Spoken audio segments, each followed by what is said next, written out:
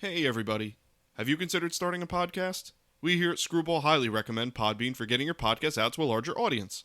Podbean has given us the ability to easily bring you Screwball each and every week on all of your favorite podcast services. Use the link podbean.com/screwball to sign up and save up to 35% annually. You can also use the link podbean.com/pro/screwball to sign up for a business subscription. Happy podcasting. Hey everybody, welcome back to Screwball, a baseball podcast, your home for everything baseball. I'm your host, Mike Lepre, here with my co-host, Frank White. Hey, how's it going? This is episode 78 of Screwball. Very slow news week this week we have for you. We have more, I would say, statistical news as opposed to more hot news regarding the world around baseball or more, political stuff with baseball. So it's actually, good for people that love statistics and the history of the game. There's some history in some of these stats. So, like I said, not big, huge news week. We are a little, if you notice, we're a little late on the podcast due to Labor Day. Push us back on our schedule. So we hope everyone had a good Labor Day, enjoyed and ate good food and hung out and hopefully took the day off of work. But with that, let's get into, we're actually going to lead off with our topic, as we tend to do a lot. And this topic, again, is, Frank brought the topic to us. And it is centered around free agency and rookies in the league. And primarily, should there be a free agency age, as opposed to what they have now, what is it, 7 years of experience in the league or 7 years? Yeah, you have Major league experience. Right, you have to put time into the league. So I'll let Frank present the topic as I usually do, because he always brings us a topic, and we'll go from there. So what do you did you hear this from, that there's a talks of this, or is it just kind of something that we should, it's just spitballing around? Yeah, the CBA obviously coming up. The owners have brought to the Players Association the idea of two things. One, a minimum salary cap. You have to spend, I believe it was $100 million every year. So your team salary cap would have to be $100 million or somewhere near $100 million, which is, would try preventing teams not keeping their players and tanking and stuff like that. Because I think we've seen like some teams like it was the Royals one year had like a $40 million salary cap or something like that. Oh wow! Or $50 million. It was something really low. So they want to try getting somewhere close to $100 million was the original talks. And universal free agent age was brought to the Players Association. I believe it was 29 and a half. So if you turned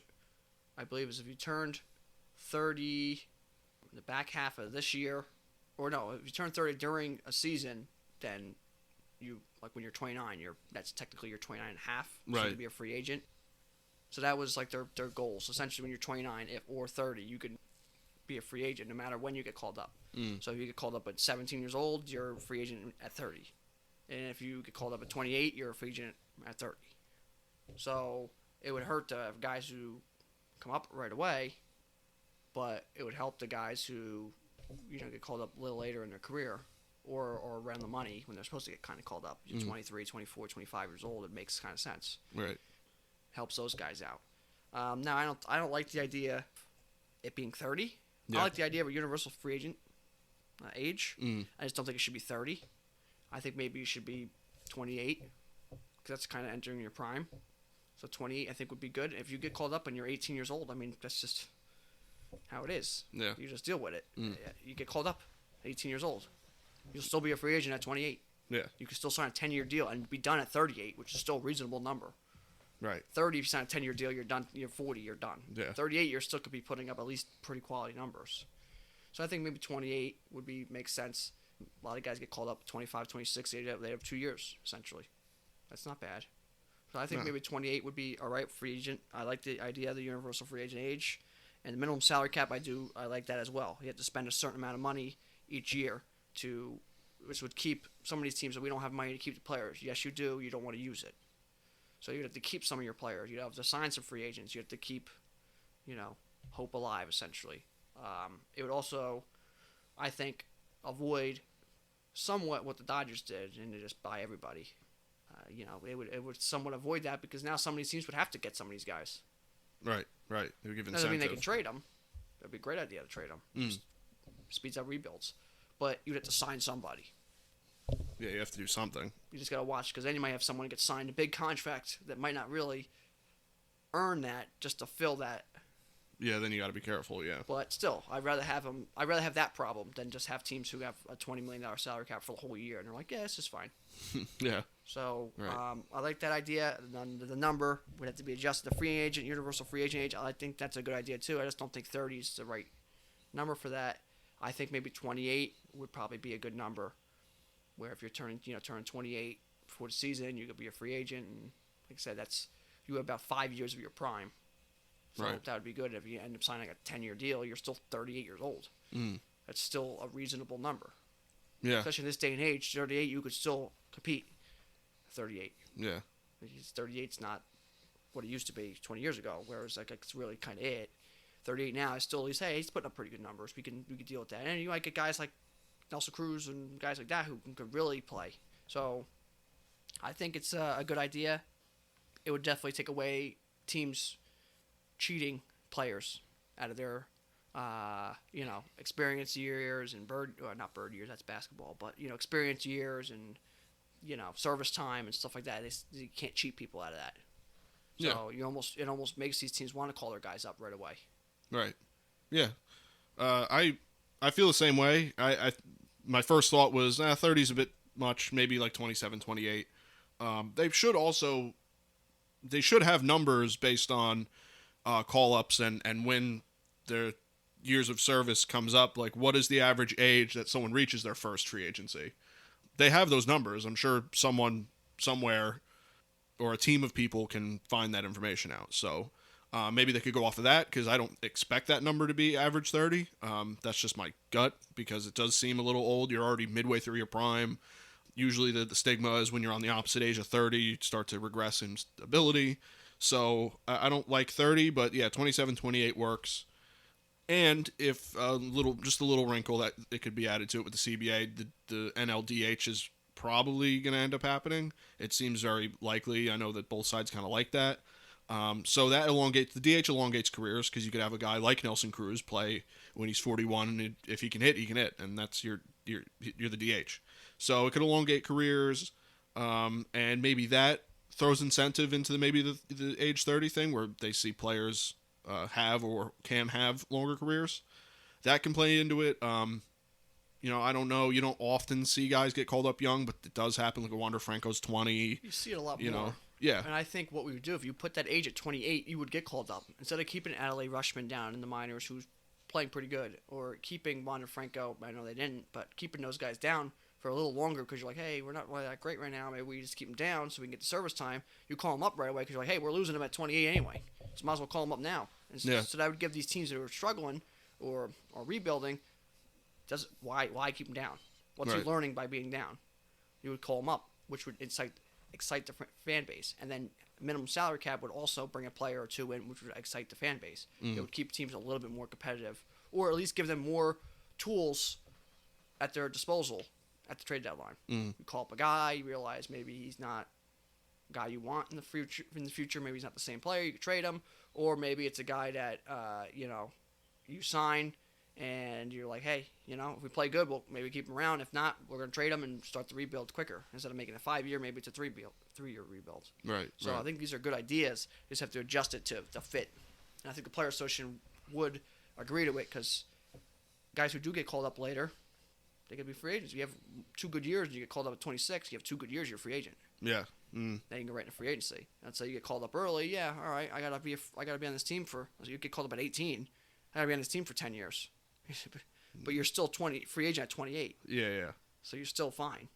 So it would really, I think it would be a good idea. I think it would help a little bit of everybody.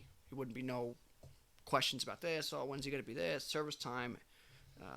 Messing around all this. It would just flat out, this is the rules, and it's going to happen no matter what happens. You can call him up when he's 7 years old. He's going to be a free agent at 28. You can call him up when he's 27, and he can hit 50 home runs that year and get a $300 million contract because he had one good year and be a free agent. Right. And that helps him. True. So very true. There's good and bad to it. I don't think it's necessarily a bad thing to have some sort of age as long as they do it right. you can't make the age like 30, 32. It's like that No. at that point it's ridiculous. So if they cut it down to like we're saying like 28 years old is seems to be like a Goldilocks age, then I'm all for it. I think it would help. It would help with guys who maybe they come up a little later, and like you said, they have some good years when they first come up when they're 25, and all of a sudden they're a free agent and they can make their money. And I think just to your other point about the minimum salary cap, I think that's good too, because a lot of these franchises do have money. They just sometimes don't exercise it. Now, there's teams like the A's and the Rays that are on the lesser side of that don't have as much money as, say, the Yankees and Dodgers. But they have money to use. They have enough to probably hit some sort of minimum. And, again, the league has this information. What would a reasonable minimum look like? Yeah, So they, they're smart people working in the back office as long as Manfred doesn't touch it and screw it up. But I think there's good here that can happen with the CBA. Yeah, like I said, I like these ideas. It's good, and it would just bring people up, and it would create more free agency and more extensions, because you're like, hey, he's getting free agency at 28, let's extend him now, or instead of being like, hey, we got 3 top guys in free agency this year, maybe a 5 or 6 because they're all 28. Right. Maybe Judge came up later. He's not gonna be a free agent until he's 30 years old, but he got called up later. Yeah. Well, Bryce Harper signed that 10-year contract. He was 25 years old. Yeah. Is that called up? Was he 18 when he got called up? 25, right? 26, whatever he is when he signed a 10-year, but he got called up. Yeah, 19, I think. Yeah. So, I think it just helps everybody if you did a minimal, and it just takes away any argument and keeping guys down, and what they did with Chris Bryant, what the Mariners former president said, and it just takes all that away. Right, I agree. So we'll see what happens with that. I mean, I think that it's, if you said that they've been talking about it, something that they'll look into and could be implemented. Things change, negotiations happen. Their first ideas sounding like with the MLB, not usually the idea that comes out into the fold. So we'll see when the players put their 2 cents in it. They negotiate and see where things end up. And like I said, the people have these numbers. It's like, what's the average age of free agency? What's the first eligible free agency? What's quality years? When is the best years? Your prime years? What's your quality years? They can even do something where maybe the team can make you a free agent at 27. Right. Like an option almost. Every player has a 1-year team option, or even a player option where you can opt back in. Hey, at 27, you're like, hey, I'm opting back in for this year. Right. But you're definitely a free agent by 28. But you get a player option. But you can opt out at 27 or right. something like that. Or you can opt out at 28, or you can opt in and stay at the team until you're 29 maybe. They can even do something like that. So that would give, like, hey, I want to stay here, I want to have a smaller deal, something like that. You can opt back in. Yeah, it could give flexibility to guys that come up later. So I mean that's not a bad idea either. Yeah, so they can even do stuff like that. It doesn't have to be straight black and white. They can do team options, player options, but no matter what, you get the chance to be a free agent per yourself at 28 years old. Right. Instead of being kind of controlled and just being like, well, this is me. And, not that you ever see it in baseball, but holdouts, and you can start seeing crap like that in baseball, as we do see in other sports, because they have control over you. Now it's just like, well, we don't control you. It's the league's rules. Right. So, yeah. Again, we'll see. We've talked about a lot of CBA stuff in the past. It's coming close. It's coming up fast and coming closer. December 2nd? Yeah. Or something like that. The league's over. Yeah, I mean, unless they have a deal. So there's got to only be there's only really September and very, very early October left of baseball. So you got to think, that this stuff's coming up soon, and people got to start making decisions and have plans to negotiate. The Players Association and the owners and stuff. So we'll see. Well, that's definitely something to also keep an eye on. We've talked a few episodes about stuff that the CBA, things you could see go through, and that's another one you could add to the list. Another 2 with the salary cap as well. So with that, let's move on to our news segment of the show. Again, like I said at the top, it's just a more statistical look at the game, as opposed to sometimes the drama around the league that can happen. So number 1, we have Wander Franco extending his on-base streak. As of today, as of recording, on the 8th we're recording here, Wander Franco has moved into sole possession of second place in the all-time on-base streak for a single on-base streak at 37 games. He now sits behind Frank Robinson at 43 games and 1 game ahead of Mickey Mantle at 36 games. Wander Franco has been nothing short of amazing in his rookie year and continues to impress. Enough said there with that's how I feel about Wander Franco too. Is that he's just been impressive. At 20 years old, coming up and doing what he's doing is just impressive. Yeah, I mean, he's small struggles when he first came up, and then ever since then, he's been kind of rocking and rolling. But it's just a great point to what we were just talking about. Service time, you really want to. Maybe if the Rays weren't playing that great, they would have kept him down. Right. But if you had a free agent Universal, that you would call him right up because there's no point. So it would just kind of goes a little bit of hand in hand. It's almost a live action look at what could happen if what we were just talking about our topic of the day. So it just kind of was cool that those two things matched up back to back. Yeah, absolutely.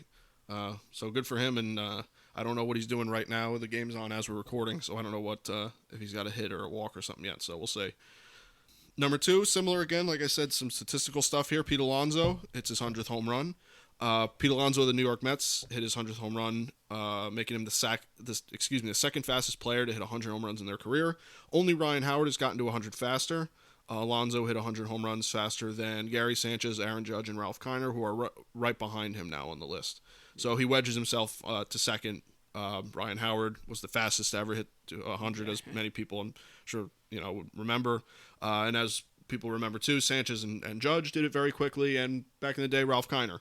Yep. So all those guys did it within, I believe it's within 380 games or something like that. Sanchez was third fastest, 355 games. Alonso second fastest, 347 games. Ryan Howard first fastest in 325 games. Yeah, it's insane. It's absolutely nuts. Yeah, that's one home run per every 3.25 games played. Yeah, that's just like Ryan Howard was hitting a home run, and it felt like it was every 2 games. Yeah, he was just mashing the ball when he first came up and was. Well, he had 50-something home runs, won MVP, and then the next year at 47. Yeah, it's like, oh, okay, sure. Yeah. So yeah, good for Pete Alonso. I think we'll get into it here too. He's been on a hot streak, so the home runs have been coming fairly easily to him. So number 3, another home run, kind of a home run stat here, but Albert Pujols was welcomed back at Busch Stadium in what could be his final series at Busch Stadium, depending on where he goes with his career. Albert Pujols was greeted to a standing ovation by Cardinals fans, as they know his presence very well in the last 20 years or so, and proceeded to greet the crowd with a home run off J.A. Happ, his 679th of his career. Right after a standing ovation. Right. Standing ovation for quite some time, a couple minutes. Joked around with Yadier Molina, comes in there, mashes the ball, jogs around the bases, and, puts on his Albert Pujols normal, what he does. Smashes the ball, runs around the bases, and everyone loves it. Even though he was on the Dodgers, and the Cardinals are trying to chase a playoff spot, the fans still loved it. Yep. Yeah. It's just so cool for him, so cool for... Cardinals are trying to push for a playoff spot, so they wouldn't have they didn't love that he hit a home run, but it's like, what, if there's anyone's going to do it, let it be him. Yeah. Kind of thing. So, very cool. Very cool there, especially if you're a Pujols fan or just a baseball fan in general at this point. It's like, you're watching one of the greatest to ever do it. You just even if you're not a big fan of the guy, you just got to sit back and appreciate it at the very least. And he did it the right way. Yeah, exactly. So, that was great. And then Molina got a base hit later in that game. Pujols was playing first. He was joking around with him, pushing him and stuff. Two of the greatest Cardinals and players at their positions or their roles, I guess you could say, with Pujols' career kind of turned into a DH that we ever seen. Yep. So, Yep. but yeah, some other news I got here. The Rays call up Josh Lowe, which is one of the top prospects in baseball and one of the top prospects in the Rays system. So the rich get richer, essentially. But they call up Josh Lowe, so we'll see what the Rays do there. And my other piece of news here, just some playoff updates. The Yankees half a game up on the wild card, half a game up on the Red Sox for the number 1 wild card spot. Red Sox 2 games up on Toronto for the second wild card, 3 on Seattle, 3.5 on Oakland. The NL East race, Braves are 2.5 games up on the Phillies, 4 games up on the Mets. The NL West race, the Giants are up 1 game on the Dodgers with no games left to play against each other. Oh, wow. And the wild card Dodgers, I didn't really have here. I think they're up 14.5 games on the second wild card spot or so. But the second wild card is a dead tie right now with Cincinnati and the Padres, with Cincinnati technically holding that. It would be a playoff, but technically they had the spot. And they are 2 games up on Philly. The Mets are 3.5 back, and the Cardinals 3.5 back. Okay. So the races, that's your closest races. A lot of the other divisions are just not really seeable. The NL West, AL West, I think is 6.5. AL Central's AL Central's like 14 or 12. AL East is like 9.5. The NL West I mentioned, NL East I mentioned. NL Central's like 9 or 10, 11 games. So there's not much here. So yeah. those are the closest races we have coming down to the last 3 weeks of the season. Last 20 games or so. Yeah, looking at the last few series. So yeah. And some of these races obviously are division oriented, and at least NL West obviously. But in with the wild card, you got the Yankees and Red Sox, Toronto division, Seattle, Oakland division. So you're going to play each other. In the NL, you got Cincinnati and the Cardinals for the wild card division, Philly Mets division, and the Padres. They don't have a division team really in their realm here for the wild card spot, but they also have two of the best teams in all of baseball in their division that they're probably going to play here down the stretch. Mm-hmm. So, getting late in the season, you're going to play a lot of division games, and that can definitely, even if you're terrible, even if you're the Diamondbacks, the Pirates, Orioles, beating a division team and beating a good team and keeping them maybe from beating the playoffs or higher in the playoffs is a goal, number one goal, always is. So Absolutely. That's why I want to bring that up with our last 3 weeks here. Yeah, it's getting, real pressing for some teams, especially if you're a fan of a team that's like 3.5, or even 2.5 out of a wild card. It's like you gotta move now and hope that the other team starts to falter a little bit, Or you play them. Or you 3 can games back, you play them, you sweep them, you're in it. Yeah, you control your own destiny. Yeah. So you got if you're a fan of a team if you're like a White Sox fan right now, you ain't worried much. The only thing you're worried about is the fact that you haven't played, so-called meaningful, deep playoff meaning game, playoff like games. That's your only what you're really worried about. Yeah, you're not too worried about that because you won 80 something games already, and you're like, yeah, we're gonna be all right. Just get healthy, feel right, get your swing right, and let's rock and roll when it's time to rock and roll. Right. Yeah, you don't want to coast to the end. Sometimes it doesn't work out well for you. Yeah, so you kind of hope you play a good team or maybe a division rival, and you're just like, all right, let's beat the snot out of them real quick and show them, let's act like a playoff series here in front of the home fans. Yeah, right. And kind of get that groove. Mm-hmm. We'll see what happens. Every week it could change week by week who the playoff or the wild card teams are. Wild card could, some of these teams could change as soon as by the time this comes up tomorrow. Yeah, Dodgers can change, and the AL wild card could change. It's like that. Yeah, night and day. So look at the A's. Yeah, went from holding spot to week and a half of not good baseball or just not good pitching, I should say, and now they're behind Seattle. Yeah, which is weird. And I still wouldn't count them out because the A's can go on a 20-game win streak as we've seen in the beginning of the year, and be the next 2007 Colorado Rockies. Yeah, now is the time to get hot if you're a team looking at one of these spots. So if you can rattle off like 8 of 10 or something like that, that's the time to do it. So, but could kind of build off of that, the wrap up. Who's doing the best right now? The Giants, of all teams, still on the best record in the league at 89-50. The Dodgers are breathing right down their neck at 88-51. They had a series against each other, which the Giants ended up taking 2-3. They took the edge on them. Over in the AL, the Rays are pretty much running away with the best record at 88-51. The Astros are the next closest at 81-57, so like a 6.5 game difference there. Dodgers on the best run differential in the league still at plus 224, and the Orioles still on the worst at minus 230. So not really much change in there. I don't think, the Giants and the Dodgers could flip-flop for best record in the league, but I don't think anyone's catching the Rays for the best AL. For the best AL record, I think the Rays are pretty much running away with that, and to my surprise too, I didn't really think they'd be as good as they are this year. But hey, team like that, they always feel like the underdog, and they always feel like they got something to fight for, and I guess they find a reason, and they have a good farm system at the end of the day all the time. The Rays always have a good farm system, bring young guys up, and they always do something. And that sometimes they find the guys that maybe the rest of the league doesn't want, and they know their role. And yeah, exactly. So good on them for playing their baseball and doing it well. Playing more realistic baseball than some of these teams. There you go. But some teams I mentioned here as the hot teams: Rays, Blue Jays, White Sox, Phillies, Mets, Cubs, Brewers, all playing pretty well. Some cold teams: Yankees, Tigers, Nationals, Reds, Diamondbacks, and Braves. Those teams have been struggling recently, and a lot of those teams are all playoff related or playoff bound teams.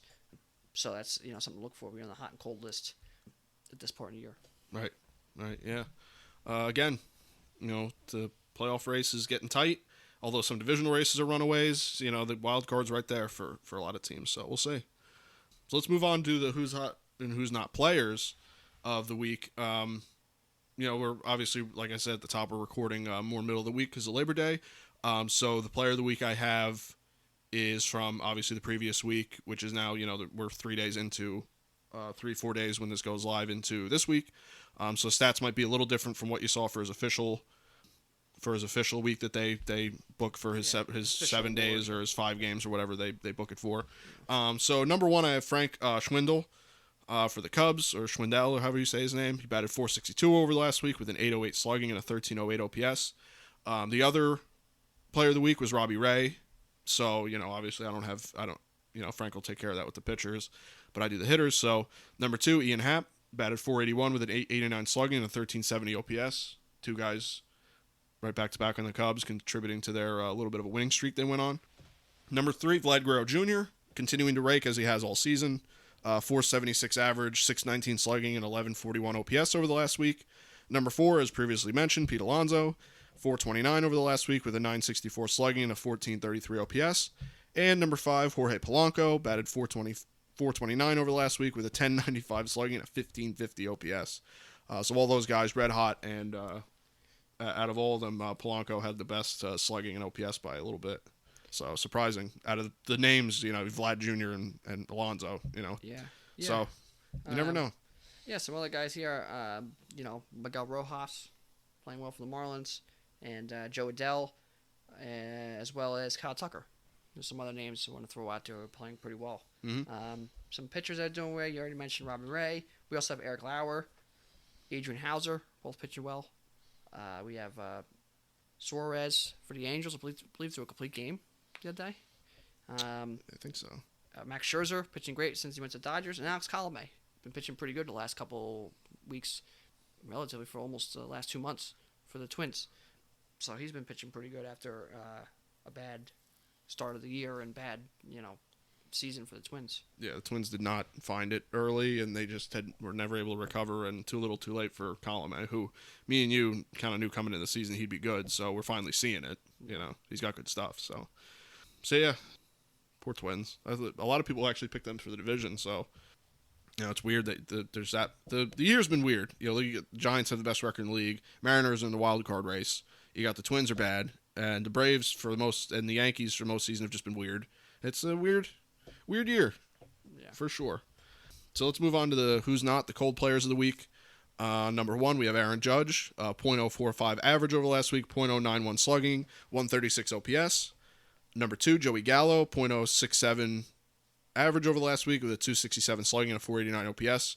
2 Yankees back-to-back makes sense because they went cold after their win streak. Number 3, Patrick Wisdom, .091 average, 182 slugging, and a 413 OPS over the last week. Number 4, Chris Taylor, .095 average, 238 slugging, and a 333 OPS over the last week. And number 5, David Fletcher, a 105 average, a 105 slugging, and a 296 OPS. Not a guy you typically see on the cold list, a guy like David Fletcher, so definitely weird to see that name there. But these other guys, they're streaky. Even like a guy like Chris Taylor, you could see, the streaks come and go as the season happens. Yeah, some other guys here. I got on the cold list, Cody Bellinger, been struggling really all year. Yeah. Max Muncy's been a little bit struggling here recently. Dansby Swanson. And another one you don't ever see on the cold list is Ketel Marte. Yeah. A little bit of a slump. Don't I know it? Some pitchers have been cold. Alex Manoah for the Blue Jays. Aaron Nola. Walker Buehler threw up a dud the other day against the Giants. Matt Boyd. And Taylor Clark. Taylor Clark getting beat up quite a bit. I think he had 2 losses in like a 27 ERA over the last 7 to 10 days. Right. So those guys not playing the best they can right now. Well, other than that, that was pretty much all I have for the cold players. Our next little bit here, as we always do, we go into some injuries of late. Our main injury, I guess you could say, is the Red Sox COVID cases going through the roof. They have like 10 players they put on the COVID list, so they're struggling with that, as almost every team has over the last year or two. So they're dealing with that. We have Garrett Cole left yesterday's game with hamstring tightness. They believe it was more precautionary. He might maybe miss or get delayed start next time, but all in all, he should be all right. Jonathan Loizaga placed in the IL for the Yankees. Kenta Maeda, we talked about last week, getting placed in the IL. He's getting Tommy John, so he's done. Is he? Yep, he's done the rest of this year, obviously, and he's going to be done all next year at that case with Tommy John.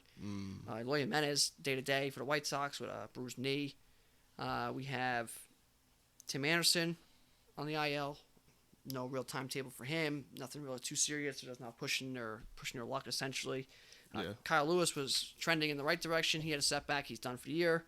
Yeah. And Austin Gomer done for the year as well. Surgery for the out there for the Rockies. And AJ Pollock plays on the IL. He's playing really well for the Dodgers. Yeah. With a couple guys in the cold list, and then AJ Pollock plays on the IL.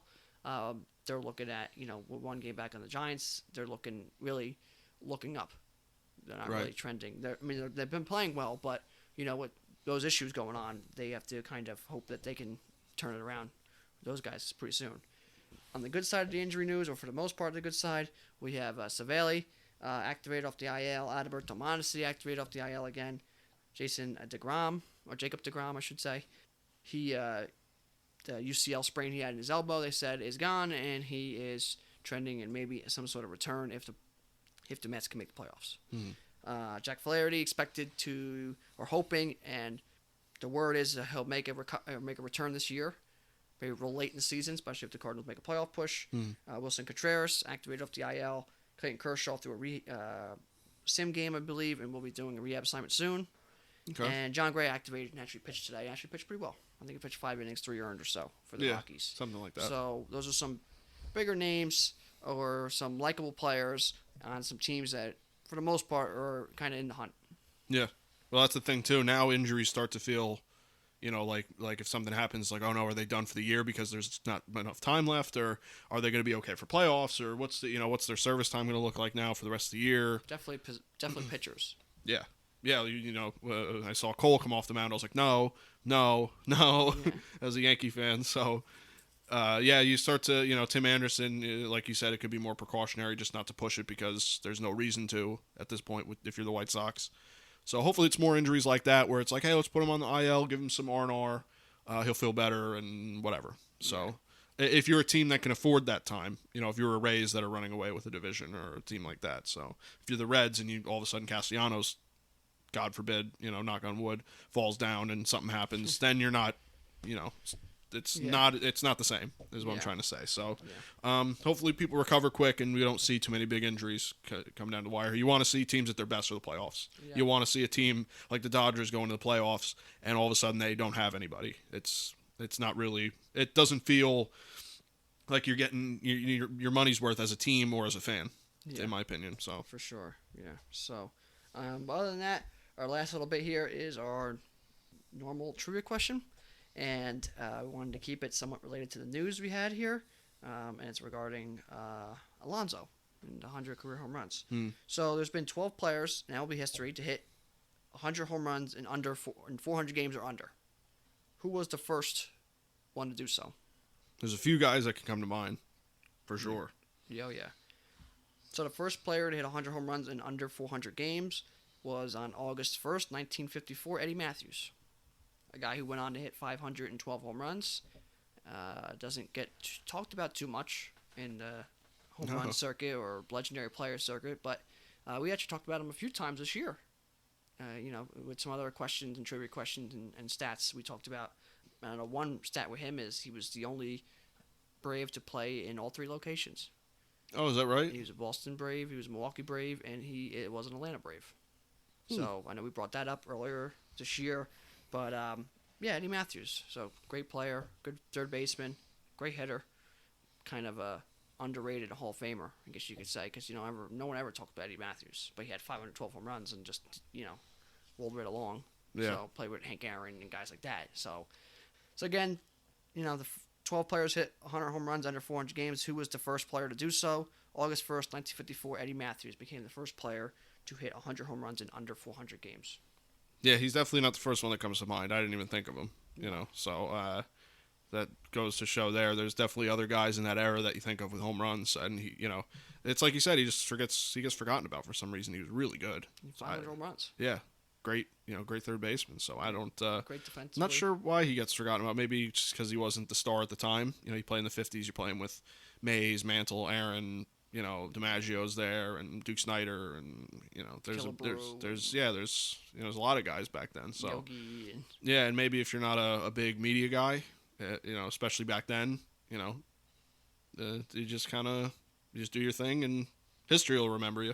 Yeah, He's a Hall of Famer. So, the guy's career is definitely noteworthy. Just you don't really hear much about him from people when they talk about older players or legendary players or you know great hitters, great players. You just don't really. Eddie Matthews isn't the first one that comes rolling around. Yeah. But I think I feel like he's starting to get a little bit more mentions, more recent last couple of years. Maybe because the Braves they want to forget about him. Maybe it's because he's in MLB The Show the last couple of years. I don't know. He just seems like you start hearing him a little bit more. Maybe get talked about, which is good because he's obviously, like I said, over 500 home runs and a great player. He should be talked about. Right. Yeah, absolutely. Absolutely. Hopefully people down in Atlanta, big Braves fans, they talk probably, I'm sure they talk about him a lot because I would, if he was an alumni of my team, for sure. So, yeah. No, that's a good trivia question. I didn't even cross my mind, honestly, to think of him because I just forget that he hit 500 home runs, like whatever. So yeah, again, good trivia question. Good stuff we talked about, and we're really coming to the end of the season here. We got, God, I don't even know, maybe like 20 something games left. Yeah. I mean, it's like about 3 weeks, 20 games, so give or take. Time for a gut check, on a lot of these teams. So yeah, one hot streak, and you could be, in the playoffs. Yeah, one hot streak or one cold streak. If you're a team that is streaky like that, you could get real coin flippy at this point. You can go play more baseball, or you can go play a lot more golf. Yeah. Which to play a 162 game season and miss it because you played like crap at the end is a hard pill to swallow. So. Yeah. So for fans out there, especially if you're a fan of any teams that are used to this, missing out or something, it's like you get that little glimmer of hope, and it's hard to, it makes it, yeah, you get that glimmer of hope, and like the Mariners fans, 20-something years without the playoffs, or 20 years, and Mets fans and Reds even, teams that haven't been quite so good in the more recent history, San Diego, even Philly, Toronto. I mean, there's a lot of these teams have not been all that, playoff bound at least in the last couple of years. Some of these in the last, 10 to 20 years. Yeah. But for at least the last couple of years, not really playoff bound. Yeah, and you keep looking up at the same teams. If you're in the West, the Astros just won't go away. In the East, the Yankees and the Red Sox won't go away. The Rays won't go away, if you're the Blue Jays. The Braves don't seem to go away ever, so there's teams that just don't seem to. Dodgers, really, if you're in the NL West, if you're a Padres fan or something, the Dodgers really don't go away. They're just like the Braves where they just don't, they're just always good, so some fans of teams got something to root for this year. There's some weird teams in there, so if you're like at least for us, it was weird. The Brewers are kind of, rock and rolling in their division, so anything could happen in the playoffs, so we'll see what happens. But it's going to be exciting. And that's as far as, even if, whatever it swings for me as a Yankee fan, as long as there's good baseball, I'm in, whatever it is. Yeah, playoff baseball is always great, so that's coming around. And it always seems to be pretty good when you see baseball and the guys got the long sleeves on. It's getting cold because you just know it's the most important games of the year. Yep. So it's always pretty cool to see. Absolutely. Other than that, I mean, your other little bit of news, I mean, it's not really related to baseball, is football season. College football started, full swing, and the NFL starts tomorrow, Thursday, the 9th. Yeah, when this goes up. Yeah, so we'll see football tomorrow, and this weekend, first week of the NFL season, which is always, an unbelievable thing. And we'll have that, and Monday, we will have the Raiders, Monday Night Football, it's the first time with fans in the stands, so excited to see that.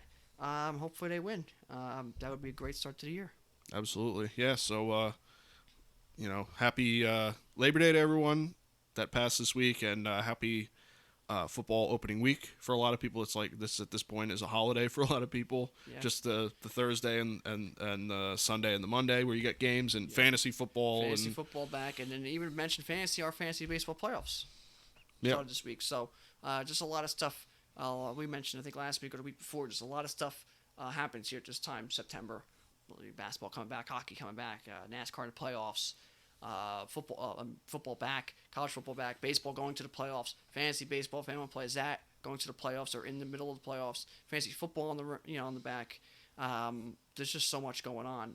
You get tennis, U.S. Open, golf. I think they just finished their playoffs for golf. So, this is just always... This time, August, September, October, just always just a million things going on. Every channel's got a different sport, and Yep. it's all important stuff because either the beginning of the year, which is always important, or the end of the year, which is the most important. Right. Right. So I mean, if you're a sports fan, this is the time of year for you, and in all facets, really.